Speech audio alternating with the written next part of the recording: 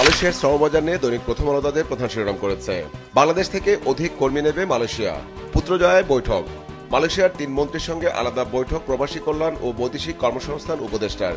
বন্ধ শ্রমবাজার শিগগিরই চালুর আশ্বাস। গত বছর যেতে না পারা 17,000-এর মধ্যে 8,000 কর্মী যাবেন প্রথম ধাপে। জগন্নাথ বিশ্ববিদ্যালয়ের শিক্ষার্থীদের আন্দোলন নিয়ে পত্রিকাটি রিপোর্টে শিরোনাম করেছে, দাবি আদায়ে অনড় আন্দোলনকারীরা। জগন্নাথের শিক্ষার্থীদের 3 দফা। চলমান অবস্থান কর্মসূচিতে প্রাক্তন শিক্ষার্থীরাও যোগ দিয়েছেন। দাবি আদায় না হওয়া পর্যন্ত সড়ক ছাড়বেন না বলে ঘোষণা। জুমার নামাজের পর শিক্ষক শিক্ষার্থীদের গণ অনশন। আজ সকালে বর্তমান শিক্ষক শিক্ষার্থী এবং প্রাক্তন শিক্ষার্থীদের সমাবেশ।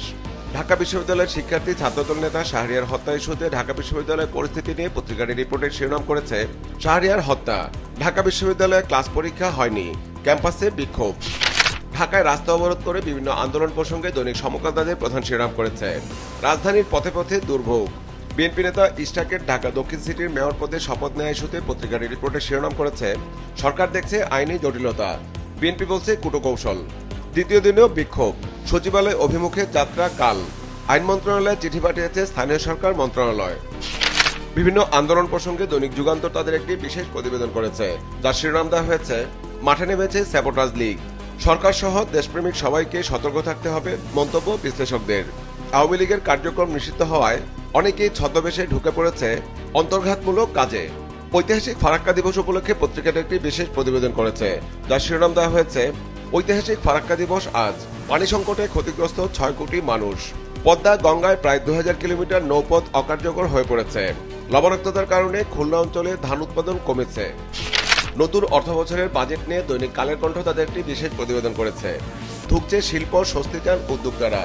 বাজেটে বেসরকারি খাত, কর্মসংস্থান বাড়ানোই মূল চ্যালেঞ্জ। জিডিপির প্রবৃদ্ধি লক্ষ্যমাত্রা 5.5%।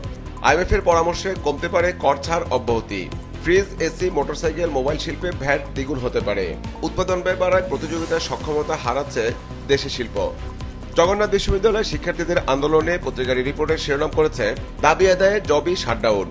সড়কে 33 ঘন্টা অবস্থান।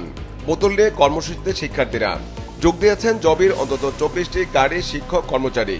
শিক্ষক পেটানোর ঘটনায় দুঃখ প্রকাশ করেননি সরকার। শরীফ ওসমান হাদি। ঢাকা ও জগন্নাথ বিশ্ববিদ্যালয় ইস্যুতে দৈনিক বাংলাদেশ প্রতিদিন তাদের প্রধান শিরোনাম করেছে, 2 বিশ্ববিদ্যালয়ে তালা, অনড় জবির শিক্ষার্থীরা কাকরাইলে অবস্থান।